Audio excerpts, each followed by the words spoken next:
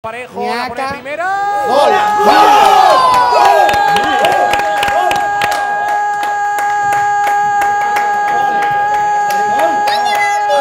¿Ha visto? Eso. Vamos a marcar ya el gol. Vamos, fácil esto. Es fácil, hay que saber. Fácil. Centro perfecto de Parejo. Que Rodriguito Moreno con la testa. Bambi ha marcado. En el fondo de Dilo, las gol de mallas de ratón. ¡Ha marcado Bambi! Marca Rodrigo. Real Zaragoza 0. Valencia 1. Bueno, Intentando ya está. Eso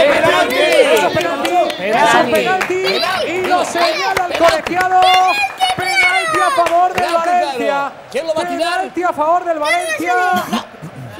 Parejo. Ánimo, Parejo. ¡Ánimo, Parejo! Ánimo, a la triste. ¡A la triste! Muy bien, vamos allá.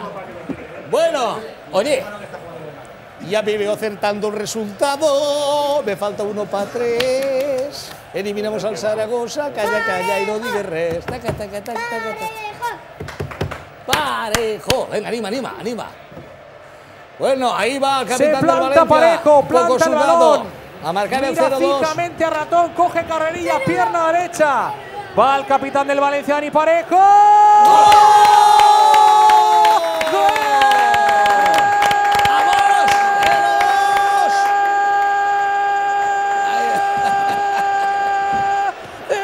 Parejo para el Valencia.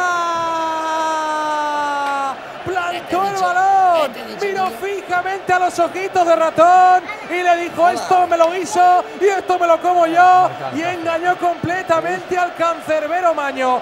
Marca Parejo, marca el Valencia.